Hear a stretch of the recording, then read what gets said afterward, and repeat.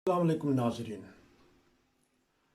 9 वज़र TV international की कोशिश होती है कि आपको ऐसी शख्सियात से मिलाया जाए जिन्होंने ज़िंदगी में जद्दोजहद करके अपनी जहानत के बिलबोते पर अल्लाह के ख़ास फजल से खलीफा वक्त की दुआओं से एक मंजिल हासिल की होती है। हमारे साथ हैं न्यूजीलैंड से पीएचडी डॉक्टर मोहम्मद असलम साहिब नासर, जिनके हमने चंद प्रोग्राम नशर किए कि उन्होंने पाकिस्तान किस तरह तालीम हासिल की। जब उनकी ज़िंदगी के वाक़यात उनसे सुनते हैं तो इंसान के रोंगटे खड़े हो जाते हैं कि यूरोप जैसे तरक्की याफ्ता ममालिक में भी बाज़ दफ़ा इंसान को अपने मंजिल हासिल करने के लिए भूखा प्यासा रहना पड़ता है, अपने बीवी बच्चों के साथ तंग दस्ती में ज़िंदगी गुजारनी पड़ती है। जी हाँ, कुछ हासिल करने के लिए प्रोग्राम पेश करने का मकसद यही होता है कि दुनिया भर में हमारे पाकिस्तानी, एशियन, इंडियन, बांग्लादेश के लोग हैं, वो प्रोग्राम ये देखते हैं। जब वो प्रोग्राम सुनते हैं तो उनके दिल में भी ये ताकत पैदा होती है, उनको तहरीक पैदा होती है कि वो भी कुछ ना कुछ बने और वो भी पीएचडी डॉक्टर बन जाएं। आज हम डॉक्टर साहब से पता करेंगे कि रबवा के पाकिस्तान के हालात तो उन्होंने बताए थे न्यूजीलैंड के शुरू में, उसके बाद भी पता चला है कि ये इनको आजमाइशें आती रही, तंग दस्ती आती रही, लेकिन अपनी पढ़ाई जारी रखी, अपनी सफ़र जारी रखा, अपनी सर्विस जारी रखी, दूर बैठे न्यूजीलैंड में, ऑस्ट्रेलिया में। जी अस्सलाम वालेकुम। वालेकुम सलाम, क्या हाल चाल है? अल्हम्दुलिल्लाह, बहुत शुक्र है, अल्हम्दुलिल्लाह। आपकी सेहत ठीक ठाक है? बिल्कुल अल्हम्दुलिल्लाह, चलें जी, शुक्रिया जी। खैरियत है। हाँ जी, हम आपसे पता करेंगे कि जिस तरह आपने पहले प्रोग्राम में बताया कि आपने किस तरह न्यूजीलैंड आए और न्यूजीलैंड का नाम ही पहली दफ़ा सुना कि न्यूजीलैंड होता क्या है, फिर आपने जद्दोजहद ज़िंदगी में गुजारी। तो सबसे पहले ये बताइएगा कि पाकिस्तान कितनी देर बाद गए थे आप? मैं न्यूजीलैंड में 82 में आया था अपनी शादी के बाद जी। और 82 से पहले मैं अफ्रीका में था जी। फरवरी तक, और फरवरी में पाकिस्तान आया, मार्च में मेरी शादी हुई और मार्च के आखिर में ही मैं न्यूजीलैंड आ गया। ठीक। ये 1982 की बात है। ठीक। तो मेरी शादी पे हजरत खलीफत मसीह राबे, अभी खलीफा नहीं बने थे, वो आए थे जी। और उससे पहले भी हजूर अक्सर हमारे घर आते थे, खासतौर पे ईद के मौके पे हमारी मदद कर देना और हमारा ख्याल रखना। हमारे वाले साहब तो फौत हो चुके थे। तो फिर वो 82 के बाद 96 में मैं पाकिस्तान तो गया था 86 में। ठीक। 4 साल के बाद जी। 86, हाँ जी। तो वो आगे कीनिया तक जाना था, तो रास्ते में पाकिस्तान रुके थे। ठीक। तो उस वक्त माली हालात ऐसे ही थे, बस कोई अच्छा मतलब जॉब तो था, मगर ये कि उस वक्त किराए बहुत महंगे थे और न्यूजीलैंड तो दुनिया के एक कोने में है ना। ठीक। अच्छा। तो मतलब डे टाइम यहाँ से शुरू होता है। ठीक। अब जैसे अभी हमारा संडे की सुबह है और आपकी सैटरडे शाम है। ठीक। अच्छा, ये बताइएगा कि पाकिस्तान जब आप रुके, आप अपना घर वगैरह बना चुके थे पाकिस्तान में और खुशहाली में गए थे जब 4 साल बाद आप गए? नहीं, वो घर बनाने का कॉन्सेप्ट तो बहुत बाद में हुआ है। अच्छा। उस वक्त तो यही था कि तालीम हासिल करो, बच्चों को तालीम दो। ठीक। तो उस वक्त घर का नहीं कभी सोचा था। ठीक। और अभी भी नहीं सोचा। ठीक। तो और अभी भी कोई घर नहीं है, बच्चों के पास है, तीनों बच्चों के पास। अच्छा, उनके अपने घर है। ठीक। मगर हमने भेज दिया था काफी अरसा पहले, 13-14 साल पहले ब्रिस्बेन में, सिर्फ बच्चों की तालीम के वजह से ही। अच्छा, ऑस्ट्रेलिया में सर्व होते थे जो था। अच्छा, ऑस्ट्रेलिया में आपने। अच्छा, ये बताइएगा कि जिस तरह आपने फरमाया कि 82 में आप रबवा गए थे, खलीफातुल मसीह राबे रहमुल्लाह से मुलाकातें भी हुई। जब आपने पाकिस्तान छोड़ा तो फिर जब 86 में रबवा गए, उस वक्त हज साहब लंदन आ चुके थे, तो फिर आपने इमाम जमात अहमदिया से कब मुलाकात की, कितनी देर बाद? ये तो अब एक लंबी स्टोरी है। खुलासा ये है कि मैं जब 86 में पाकिस्तान गया तो वहां से फिर कीनिया गया, मगर कीनिया में हालात बड़े खराब थे और हम वहां सेटल नहीं हो सके। गए तो थे रहने के लिए, तो मेरे पास चूंकि न्यूजीलैंड का पासपोर्ट मुझे मिल चुका था, तो फिर प्रोग्राम बना के वापस न्यूजीलैंड चलते हैं। जॉब भी था और कंपनी ने कहा भी था कि अगर आप वापस आना चाहो तो तुम्हारा ये जॉब हाजिर है। तो वो जब कीनिया से वापस आने लगा तो इतने पैसे नहीं थे कि मैं न्यूजीलैंड पहुंच सकूं। तो फिर मैंने कहा अच्छा ऑस्ट्रेलिया चले जाते हैं, ऑस्ट्रेलिया जरा करीब है और एंट्री वीजे की भी जरूरत नहीं थी उस वक्त। तो मगर ऑस्ट्रेलिया का भी जब पता किया तो पता लगा कि श्रीलंकन एयरलाइन पे सिर्फ पर्थ तक जाने के पैसे बन सकते हैं, और वो भी अपनी वाइफ का जो जेवर वगैरह था कुछ वो बेचा और कुछ घर की और चीजें बेची। अपना घर तो था ही नहीं, तो किराए पे रहते थे और दफ्तर वालों ने दिया हुआ था क्वार्टर्स तरीके जदीद में। तो वो फिर बहरहाल जितनी रकम थी उसमें हम वापस पर्थ तक, मैं अकेला ही आया पर्थ तक। फिर पर्थ में चंद महीने काम करने के बाद जब इतनी रकम इकट्ठी हो गई कि फैमिली को बुलाऊं, तो फिर फैमिली को बुलाया। फिर उसके बाद वो यहीं ऑस्ट्रेलिया में ही काफी अरसा काम करता रहा, और उस वक्त टिकटें जो कि काफी महंगी होती थी ऑस्ट्रेलिया न्यूजीलैंड से यूरोप जाने की, और इंग्लैंड जाना तो टाइम वाइज भी बहुत टाइम चाहिए था, 2 दिन लग जाते थे और पैसा भी काफी चाहिए। तो फिर 86 में मुझे पर्थ से सिडनी जॉब के लिए जाना था, तो Y2 के इश्यू जॉब शुरू हुए थे। तो मैं सारा कुछ तैयार करके सिडनी जा रहा था, तो ख्वाब में हुजूर मिले।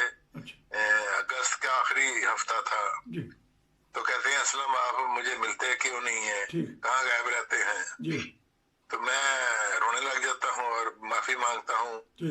तो फिर अगले दिन सुबह उठ के मैंने अपनी फैमिली को बताया कि इस तरह मुझे सिडनी की बजाय ना लंदन जाना है।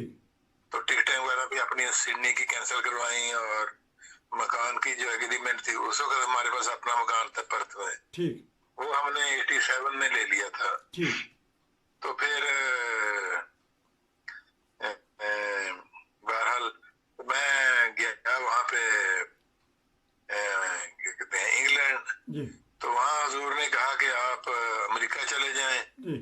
तो उस वक्त मेरे पास पैसे भी नहीं थे और ना क्रेडिट कार्ड होता था, तो बड़ी मुश्किल हुई। वापस बाहर आके मुलाकात के बाद मैंने अपने एक अजीज से कहा कि ये सूरत हाल है, कहता कि मुझसे कर्ज ले लो और हुजूर की बात मानो। मैंने कहा बात तो मैंने हुजूर की माननी है, मगर ये कर्ज वाली सूरत हाल बड़ी टफ है। तो खैर मैंने उनसे कोई 300 या 400 पाउंड लिए और फिर अमेरिका चले गए। तो वो 96 का टाइम है। तो उस वक्त जब हुजूर को मैं मिला लंदन में 96 में, तो हुजूर ने बिल्कुल जिस तरह ख्वाब में बताया देखा था इस तरह बातें होती रही और काफी लंबी मुलाकात हो गई थी। तो वहाँ हुजूर ने फिर जिक्र किया कि आपकी वालदा भी अमेरिका में, मैं जब भी जाता हूँ मुलाकात होती है, तो आप अमेरिका चले जाए और वहाँ सेटल होने की कोशिश करें। तो 82 के बाद 96 में हुजूर से मुलाकात हुई, मगर इन पर्सन। तो वैसे खतो किताबत तो बहुत होती थी, रेगुलरली होती थी।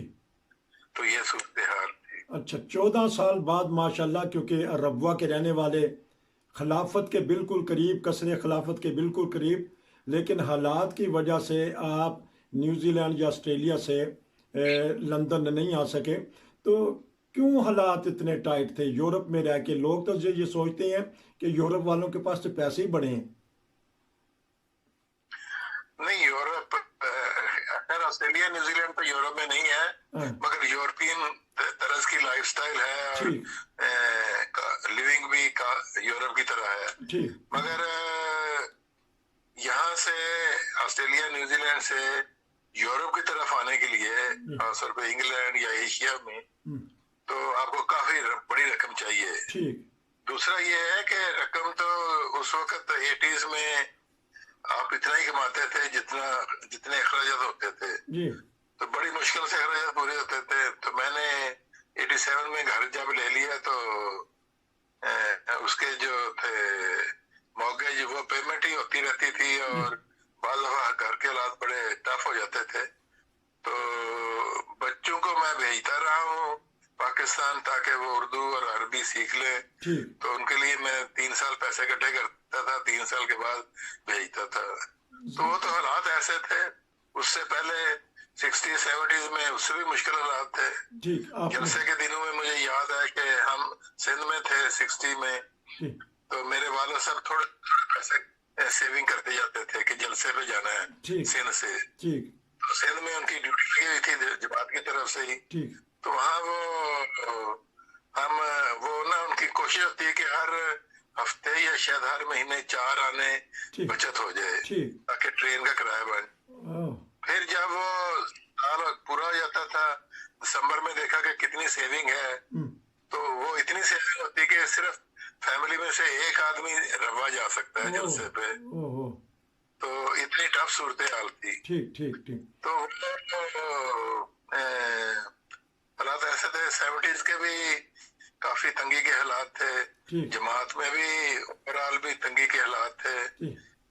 حضور کی جو کتاب ہے اس میں ذکر ہے کہ حضور بھوک تو لگتی تھی کہ 2-3 روٹیاں مل جائے مگر ایک روٹی پہ گزارا کرنا پڑتا تھا. تو نیوزی لینڈ آیا ہوں 82 میں, تو میرے پاس صرف $100 تھے.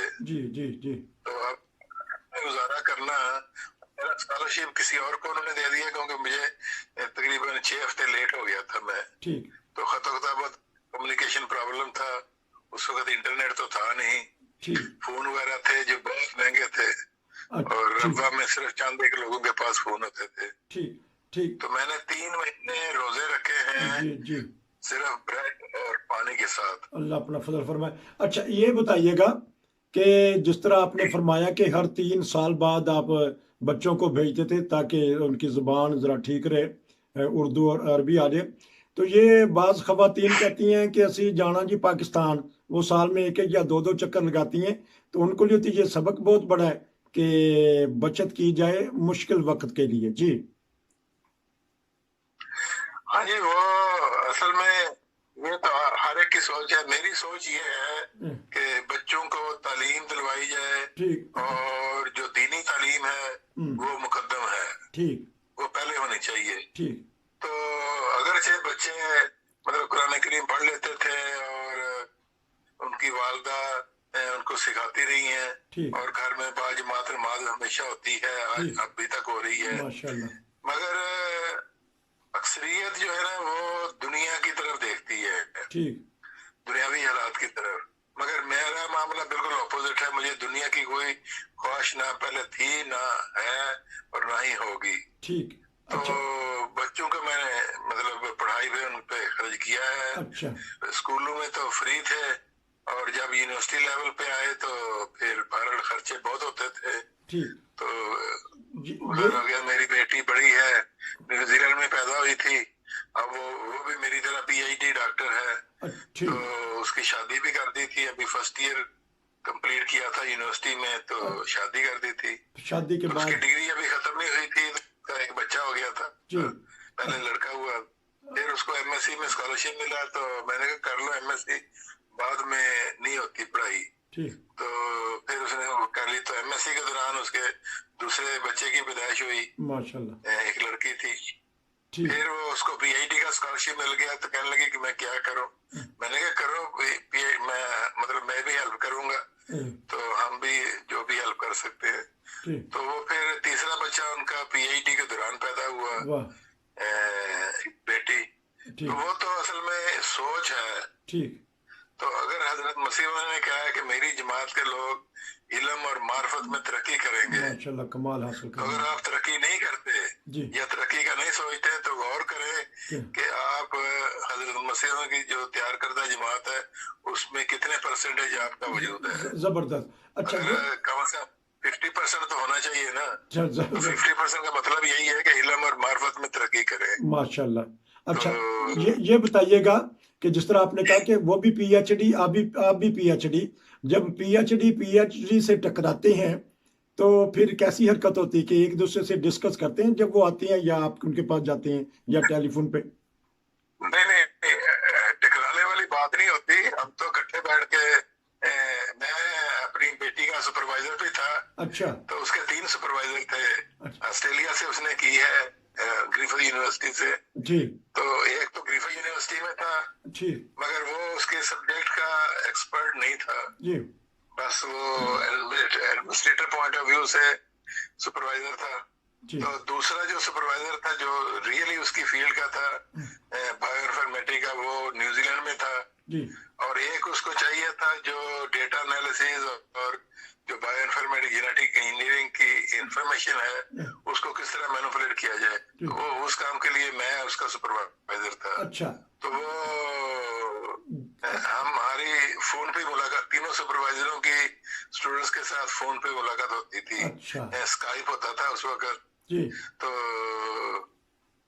علاوہ بیٹی آ جاتی تھی گھر میں ہفتہ 2 ہفتے کے لیے ٹھہرنے کے لیے، تو پھر مل کے کام کر لیتے تھے. تو وہاں تو وہ صورتحال نہیں ہوتی. میں بحیثیت ٹیچر کے اور وہ بحیثیت اسٹوڈنٹ کے تھی، تو کوئی ایسی بات نہیں ہوتی. اچھا یہ بتائیے گا کہ وہ اب ہائی لیول پہ سروس کر رہی ہیں کہ آفیسر ہیں کہیں؟ وہ ایک یونیورسٹی ہے، یونیورسٹی آف کوئنز لینڈ. جی. تو ان کا مین کیمپس تو برزبن میں ہے مگر ایک کیمپس ان کا ٹوگمبا میں بھی ہے. تو وہاں ایک اور یونیورسٹی بھی ہے، یونیورسٹی آف ساؤتھرن کوئنز لینڈ. اچھا. تو اس کے ساتھ بھی اس کا لنک ہے چونکہ. تو وہ ایک ریسرچ پروجیکٹ ہے جو تحقیقی ریسرچ ہو رہی ہے، اس کے وہ پروجیکٹ مینیجر ہے. ماشاءاللہ. اچھا وہ کون سی تحقیق کر رہی ہیں؟ ہماری ایک احمدی بہن، ہماری ایک احمدی بیٹی جنہوں نے جد و جہد کر کے تعلیم حاصل کی، بچے بھی ہوئے ماشاءاللہ، وہ کون سی تحقیق کر رہی ہیں تاکہ ہماری آنے والی بچیاں یا بچے ان کو سنیں یا ان کا واقعہ سنیں تو ان کے لیے وہ جد و جہد پیدا ہو؟ جی. پہلا تو یہی ہے کہ میں بعد میں بتاتا ہوں، یا پہلے بتاتا ہوں آپ کو کہ وہ بایو انفارمیٹک میں کی ہے. تو اس میں آپ کو میڈیکل بھی پڑھنی ہے اور انسانی زندگی جو ہے خاص طور پہ اس کے متعلق. پھر جو بیماریاں پیدا ہوتی ہیں جینیٹیکلی، ان کا کس طرح سے اسباب ہو سکتا ہے. تو جینیٹیکلی یہ بعض دماغی بیماریاں ہیں وہ ہوتی ہیں. تو اس کے اوپر وہ ریسرچ کر رہی ہے ان کی ٹیم کہ سوسائٹی میں جو سائیکو بیماریاں ہیں ان کا کس طرح مطلب ستیاب کیا جائے. تو یہ ہے. تو ان کی ٹیم میں مطلب 2 سال پہلے کی بات ہے، میں جب گیا تھا، کیونکہ بعض انفارمیشن کے لیے وہ مجھے بلاتے بھی تھے. تو وہ اس وقت تو 7-8 ریسرچر تھی جو اس کے ساتھ تھیں. تو باقی یہ یاد رکھیں کہ تعلیم کے لیے آپ کو ایفرٹس کرنی پڑے گی ہر لحاظ سے. اور اگر آپ پیسے کا سوچتے ہیں تو پھر آپ تعلیم میں پیچھے رہ جائیں گے. تو اب وہ میں نے بھی چونکہ قربانیاں دی ہیں، مجھے پی ایچ ڈی سے پہلے ہی بڑے اچھے جاب ملتے تھے. میں نے کہا جاب اگر کرنے تو یا جماعت کا ہوگا یا، تو حضور سے کہا تو حضور نے کہا ٹھیک ہے. افریقہ چلا گیا تھا تو وہاں بھی ایفرٹس کی اور بڑے تھوڑے سے خرچ مطلب الاؤنس پہ گزارا کرتے تھے. اس کے بعد بھی تعلیم پہ ہی زیادہ خرچ کرتا تھا. اپنی تعلیم پہ بھی خرچ کیا، دوسروں کی تعلیم پہ بھی خرچ کیا. مجھے یہ بھی شوق تھا کہ ہمارے احمدی جو بچے ہیں وہ پڑھ جائیں. تو میں ابھی MSc میں تھا تو میں نے کچھ اسکالرشپ دینے شروع کر دیے تھے جو ہی میری انکم ہوئی. حالانکہ انکم کیا تھی, میں ٹیوشن پڑھاتا تھا اور اس کا ایک حصہ جو تھا وہ دوسرے اسٹوڈنٹ پہ خرچ کرتا تھا جو مطلب MSc یا BSc کرنا چاہتے ہیں. تو میں نے چند ایک لوگوں کو MSc بھی کروائی ہے. اچھا, اب ہمارے پاس 2 منٹ ہے, تو صرف یہی بتائیے گا کہ بیٹی کے متعلق کہ وہ جو ریسرچ کر رہی ہیں وہ اس کا فائدہ ملک کو, قوم کو, سب انسانوں کو ہو رہا ہے؟ فائدہ تو ہوگا ڈیفینیٹلی. جی, اصل میں یہ جو ریسرچ ہوتی ہے نا پرٹیکولرلی میڈیکل فیلڈ میں, جی, اس کے جو اچھے نتائج ہیں وہ تو بڑی دیر کے بعد نظر آتے ہیں. ٹھیک, تو اب اگر آپ دیکھیں اس سال جن کو ملا ہے, تو اب یہ کرونا وائرس پھیلی ہے, جی, تو اس کی وائرس کی جو کیا کہتے ہیں ویکسینیشن بنائی ہے تو مختلف کمپنیوں نے, تو وہ ویکسینیشن بنی ہے سال کے بعد, مگر بہت ساری کمپنیاں, بہت سارے ریسرچر جو تھے وہ کام کر رہے تھے اور ابھی بھی کام کر رہے ہیں اور کرتے رہیں گے. ٹھیک ہے نا. تو یہ جو ریسرچ ہوتی ہے اس کا نتیجے یا اس کے جو فائدے ہیں وہ بہت دیر کے بعد نظر آتے ہیں. تو اسی وجہ سے بعض ملکوں میں جس طرح افریقہ میں بھی اور ایشیا میں بھی, پاکستان میں بھی, وہ ریسرچ پہ توجہ نہیں دیتے. وہ کہتے ہیں اس کا ہمیں کیا فائدہ ہے. فائدہ اصل میں نظر آتا ہے بہت بعد میں. ٹھیک ہے نا. اس نے بھی موٹر سائیکل بنائی, کار بنائی, وہ بہت پہلے بنائی تھی, لیکن تو فائدہ اٹھانے والے بہت بعد میں پیدا ہوئے. ٹھیک, بڑی پتے کی بات آپ نے کر دی, بڑی زبردست بات کہ ریسرچ کرنے والا کھویا رہتا ہے ریسرچ میں, اس کو پتہ نہیں کہ اس کا فائدہ اس کو ملے گا یا اس کی زندگی میں ہوگا یا نہیں ہوگا, لیکن بعد والی آنے والی زندگیوں کو اس کا ہمیشہ ہی فائدہ ہوتا ہے. انشاءاللہ اس سلسلے میں آپ سے اور پروگرام کریں گے. نصیر کو اجازت دیجیے. السلام علیکم.